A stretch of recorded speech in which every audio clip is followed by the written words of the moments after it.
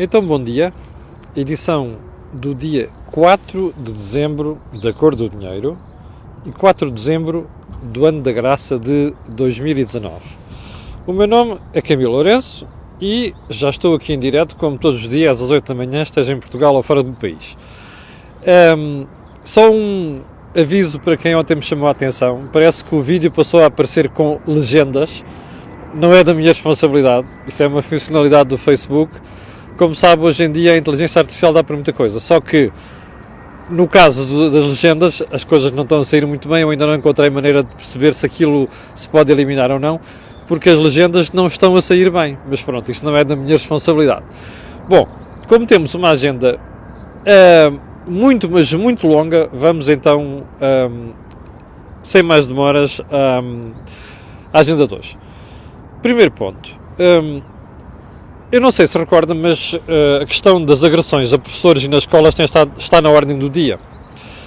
E recordo-me que aqui há umas semanas houve um broá muito grande, umas manifestações de indignação brutais por parte de muita gente quando um professor agrediu um aluno. Bom, não sabemos se foi assim, mas admitindo que foi assim, de facto aquilo é lamentável e espero que o processo vá até ao fim. Mas o que eu acho estranho, e na altura disse-o aqui, é que de cada vez que há agressões a professores, não vejo as mesmas pessoas com o mesmo grau de indignação e a dizerem cobras e lagartos e a rasgarem as vestes e a chorarem baba e ranho quando isso acontece. E porquê é que eu digo isso hoje? Porque está na manchete do Correio da Manhã de hoje esta notícia. Mãe de aluno agride professora grávida.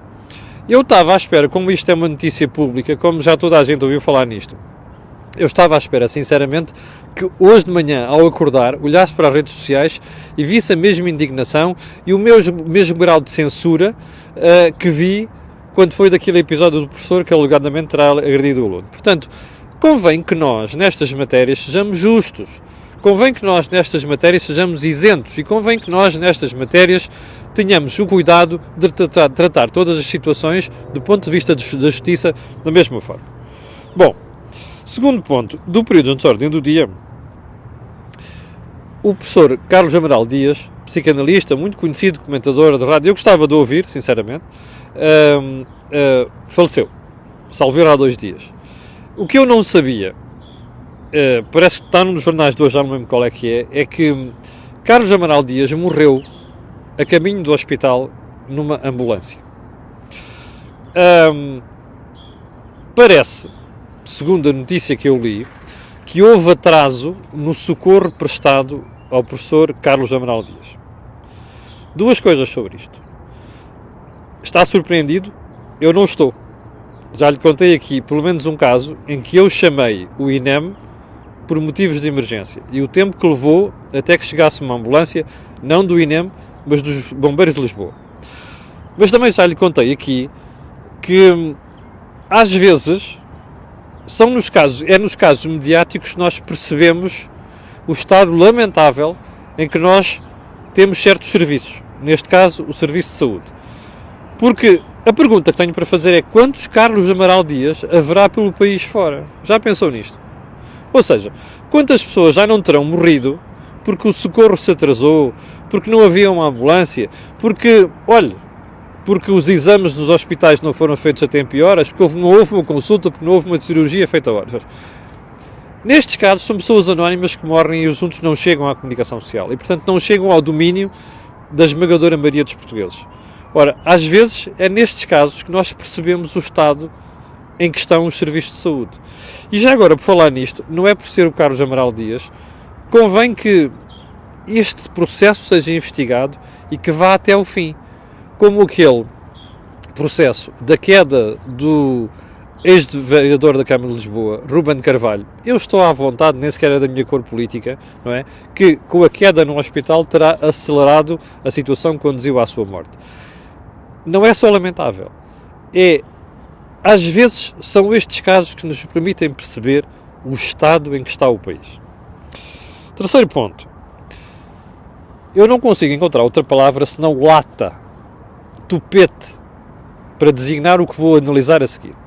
Eu vinha no fim de semana de viagem a ouvir declarações de pessoas ligadas ao ambiente.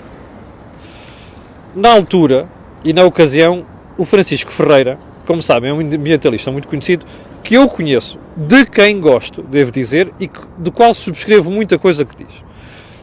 Mas ouvi o Francisco Ferreira dizer no fim de semana, e eu ouvi ontem 2 ou 3 idiotas que estavam ali à espera da Greta dizer isto. O aeroporto de Lisboa é um atentado ambiental, não se pode fazer. Estamos a falar do Montijo.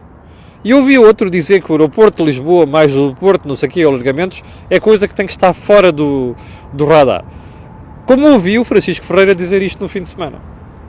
Na segunda-feira calei-me, porque estava à espera deste charivari todo que houve ontem em relação à chegada da Greta. Eu estou espantado, confesso. Então, é a não construção do aeroporto de Montijo que vai resolver os problemas ambientais do planeta. É isso. Já agora, os aeroportos são dispensáveis? É esta a pergunta que eu tenho para fazer. Toda a gente sabe que nós estamos a cometer crimes ambientais. E por isso é que o planeta está como está. E já agora uma coisa, as pessoas que me perguntaram ontem se eu era contra, se eu duvidava que nós estamos a dar cabo do planeta. Não duvido nada. Pelo contrário, acho que nós estamos a fazer coisas que aceleradamente vão degradar o ambiente e o planeta. A questão é, há coisas que vão ser inevitáveis e nós temos que as fazer. Há coisas que são evitáveis e nós temos que as travar. Aeroportos, sinceramente, não me parece que seja o caso. Mas, ouvi o Francisco Ferreira no fim de semana dizer uma coisa como o turismo já está a dar cabo disto tudo e, portanto, nós temos de travar o turismo. A sério? Eu suspeito que o Francisco Ferreira tem emprego. Não deve estar a olhar para muita gente que não tem emprego. Você dirá, também a China também está a dizer que polui porque também está a criar empregos. Não é a mesma coisa. Ok? O grau de poluição que nós temos e os problemas ambientais que o aeroporto provoca não são comparáveis a outros disparates monumentais do ponto de vista ambiental que são feitos no mundo, nomeadamente na China.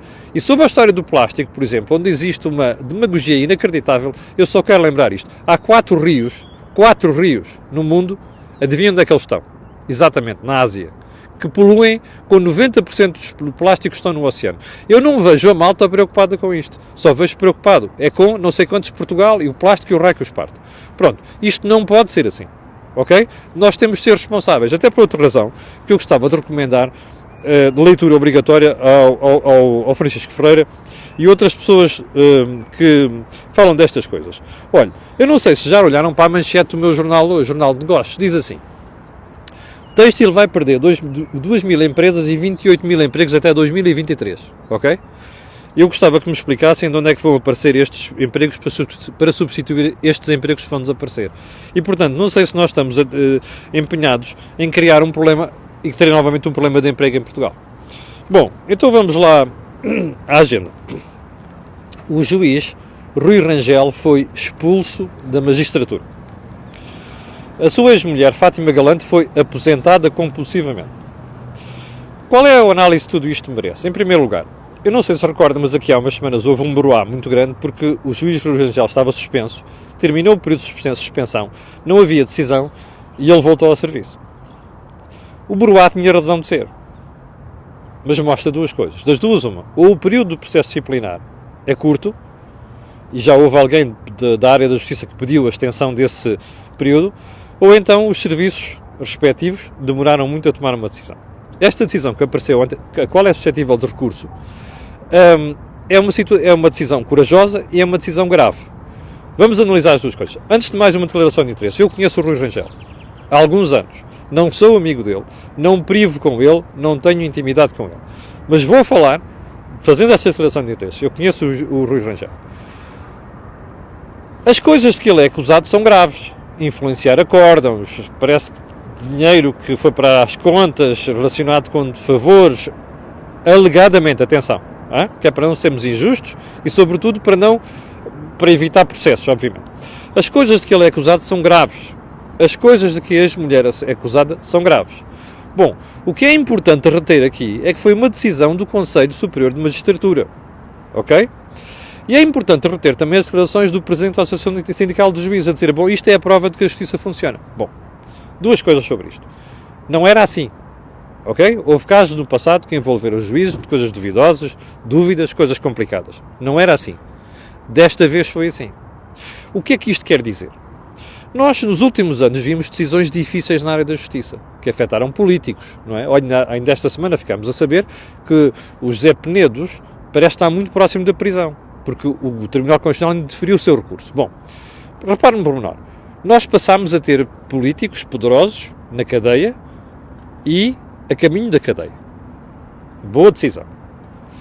Boa decisão não é eu achar que aquilo me dá gozo, é perceber que a justiça está a começar a funcionar. Bom, esta decisão em relação ao juiz Rui Rangel é uma decisão muito importante, porque afeta um juiz, e ainda mais o juiz estava na relação, não é um juiz qualquer. Ainda na semana passada esta semana ouvimos um processo lá em cima em Aveiro, onde uma candidata à juíza também parece que foi dentro, ou vai dentro. Bom, isto são bons sinais. E é um bom sinal perceber que o país começa a ter instituições que estão a funcionar. Isto é particularmente importante, não é por ser o Rui Rangel ou este político ou aquele juiz, não. É porque começa a haver órgãos de fiscalização que funcionam. E isto é a democracia a funcionar. Tem que haver um poder legislativo, um poder executivo, um poder judicial. E isto tem que estar tudo independente uns dos outros. Nem sempre é assim. Como vamos ver e como vimos ontem, nas audições no Parlamento sobre a questão da RTP e as alegadas acusações de controle de informação. Bom, segundo ponto. Este caso é grave, não é apenas prometer juízes e passa a ser agora juiz aposentado. É porque o Conselho Superior de Magistratura, quem instaurou aquele processo, descobriu que há provas muito complicadas e muito telling, muito reveladoras sobre o comportamento destas duas pessoas. Há possibilidade de recurso? Ah, sim, senhor. E é bom que ele vá até ao fim. Agora, o ponto é este. Para um Conselho Superior da Magistratura tomar esta decisão, é porque havia coisas graves relacionadas com este processo. E convém não esquecer isto. É uma das razões porque me digo, para mim isto é uma decisão histórica em Portugal. Não é só uma decisão importante, é uma decisão histórica. Bom, terceiro ponto. Mudando de assunto, o Tribunal de Contas deu nota 0, note bem, nota 0, arrasou, destruiu os planos anti-incêndio de muitos municípios. O que é que o Tribunal de Contas diz, basicamente? Há uma lei, há legislação que veio obrigar a criar esses planos anti-incêndio para cumprir a lei. E o que é que as câmaras fizeram? Vamos lá mascarar isto. Que é, vamos fazer aqui uns planos ecos, que é para a malta se calar. Na prática, como diz o Tribunal de Contas, nada disto funciona. Ou seja, é tudo para inglês ver. O que é estranho nesta história, meus amigos, é que a auditoria do Tribunal de Contas abrangeu uma série de câmaras. Mas adivinhe só quais são algumas dessas câmaras. O que isto é que é preocupante. Então vamos lá. Abrantes, Monchique, mais câmaras ali da zona centro. Isto não lhe diz nada. Does it ring a bell? Se não ring a bell, eu vou-lhe dizer. Não são estas câmaras que são sistematicamente flageladas pelos incêndios. Não são estes municípios.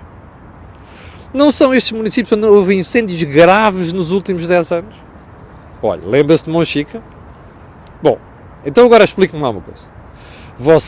Houve gente que ficou muito chateada comigo quando eu um dia critiquei o autarca de Monchique quando foi do incêndio. Mas muito chateada mesmo, chamaram-me nomes. Bom, você responda-me esta pergunta. O que é que acha que merecem os presidentes destas câmaras? Ok? Sobretudo das câmaras que são sistematicamente flageladas pelos incêndios. E que, não obstante, fazem planos para inglês ver. Ou no há som, não pode ser. Porque, desculpe, há som, há um problema com o seu telefone. Aqui não há problema nenhum de som hoje. Bom, ponto seguinte. O PISA, não é o PISA papéis. Eu adoro quando aparecem rankings. Sabe porquê? Porque os rankings expõem os medíocres. Os medíocres que ficam mal qualificados e os medíocres que depois, em vez de perceberem onde é que está o problema, passam a vida a insultar quem aparece com os incêndios. Perdão, com as críticas. O PISA é um estudo internacional que põe todos em pé de igualdade ao analisar. E analisa o quê? A educação. Como é que a educação está a progredir? Se está a responder às necessidades da sociedade ou não. Bom, o PISA ontem mostrou várias coisas. Mostrou coisas boas. Por exemplo, Portugal anda a melhorar praticamente desde o início do século. Já lá vão quase 20 anos. Não sei se você já percebeu. Isto é uma questão de regime, não é? Não pode haver hesitações à esquerda e à direita quando estão no poder em relação à educação. A educação é uma prioridade. É a prioridade. A educação é a única coisa que faz a riqueza dos povos. Percebe? As produtividades, não sei o que é que nós muitas vezes falamos aqui, é a educação. Bom, mas para trabalhadores e patrões e gestores, é para todos. Bem, agora veja só. Só que o estudo PISA, isto é a parte boa. Tem coisas más. Mas coisas mesmo más. Olha, quero ver. Uma delas, que às vezes os jornais, sinceramente, fazem-me impressão porque é que não pegam em coisas quando as devem pegar. Eu não sei se já olha, vai olhar para os jornais de hoje. Há um jornal, salvo erro, o Público, que diz mais ou menos isto.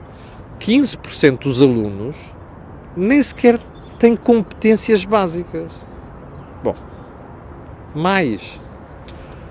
Os alunos só vão ler quando são obrigados.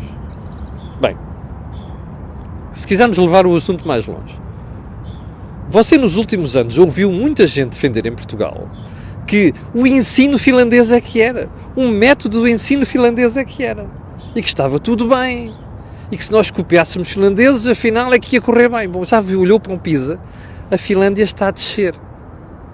Surpresa, quem é que está a chegar ao topo? A China. Mas porquê é que isto acontece? Por causa do rigor.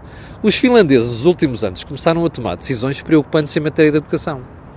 Ouça o professor Nuno Crato, ex-ministro da Educação, e já lá vamos a ele, ontem em entrevista à TSE. A Finlândia está a deslizar porque começou a relativizar a questão da exigência, da avaliação, do rigor. Ora, que é aquilo que nós temos ouvido em barda em Portugal nos últimos anos e particularmente nas últimas semanas, com a história das avaliações. Ok? Bom, agora o ponto seguinte. Porquê é que nós temos a mania de nos fixar só naquilo que está bem? E não estamos a perceber que o estudo está a mostrar que nos últimos anos há coisas que não estão a correr bem connosco. É só porque dá jeito aos políticos. Pelos vistos já. Quer que eu lhe dê um exemplo disso? Olha, comentário do atual Ministro da Educação sobre o PISA. O Ministro responsabiliza Crato, o anterior Ministro, por resultados menos bons dos alunos portugueses. Eu apetecia-me dizer 2 a 3 palavrões para qualificar este tipo. Mas como estou perante as câmaras, meus pais me ensinaram a ser educados, não consigo. Mas vou fazer o comentário do meu amigo José António Salcedo, que é meu amigo no Facebook, que comentou aqui assim por baixo.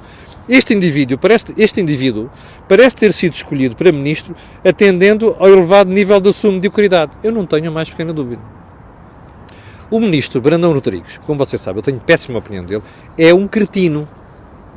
E como você sabe, também o ditado diz assim, um cretino é um cretino, um vintém é um vintém. Este tipo é um bom exemplo disto. O ministro Crato pode ter tido muitos defeitos, mas há um que não se lhe pode apontar. Facilitismo na educação. O ministro Crato foi daqueles que se preocupou com as questões de avaliação. A gente pode dizer, em 4 anos é possível fazer tudo. Não, não é nada. Mas, atenção, isto não tem nada a ver com aquilo que o ministro fez. Nem tem a ver com o meu próprio secretário de Estado, onde então estou a dizer, são as dificuldades económicas. Não, meus amigos, as dificuldades económicas não afetam generalizadamente o ensino. Não me venham com essa treta. O ensino tem de ser capaz de superar esses problemas. O que nós fazemos com o ensino, a forma como estruturamos o ensino, a exigência que nós temos que pôr no ensino, tem que ser insensível a isso. Não me venham dar isso como justificação. Isto são desculpas de mau pagador. Isto são desculpas dos incompetentes que não souberam gerir a educação em Portugal nos últimos anos. E por isso é que nós chegámos ao nível a que chegámos. Você dirá, pois é, mas você disse ainda há pouco que está a melhorar desde o início do século. Pois, é isso mesmo. Porque tem sido um esforço de vários governos. O que não pode acontecer é aparecerem cretinos destes, que vêm com a questão ideológica e com a questão de eu é que estou no governo, o gajo já esteve no governo e, portanto, deixa-me lá alijar responsabilidades e insultar aquele tipo. Isto é como diz José António Salcedo. Este tipo parece estar no lugar por causa do seu elevado nível de mediocridade. Não há forma de dizer isto. Bom, Ponto seguinte. Epá, estamos com 20 minutos já, 8 horas e 20. Eu vou deixar esta questão muito importante. A história do Estado apoiar a imprensa. Eu digo-lhe já, não quero. E a razão por não quero é porque o Estado já controla. Vá ler o artigo do António Barreto no Público no fim de semana. Ok? Eu posso lhe dar aqui um excerto do que ele disse. Mas vou guardar esta questão para amanhã e não vai passar. Mas não vai passar mesmo. Porque a audição ontem à diretora de informação da RTP, Maria Flor Pedroso, e à jornalista Sandra Felgueiras, foi muito elucidativa da forma como a informação está a ser feita em Portugal. E foi muito elucidativa da forma como está a condicionar a informação em Portugal. Ok? Mas sobre isto, e eu estou à vontade para dizer isto. Já trabalhei em todos esses órgãos, conheço as pessoas em causa e, portanto, eu garanto-lhe que amanhã vou tratar deste assunto. Ok? E não vai falhar, porque o assunto é muitíssimo importante. Ok? A democracia faz-se com liberdade de informação. E não estou a acusar ninguém.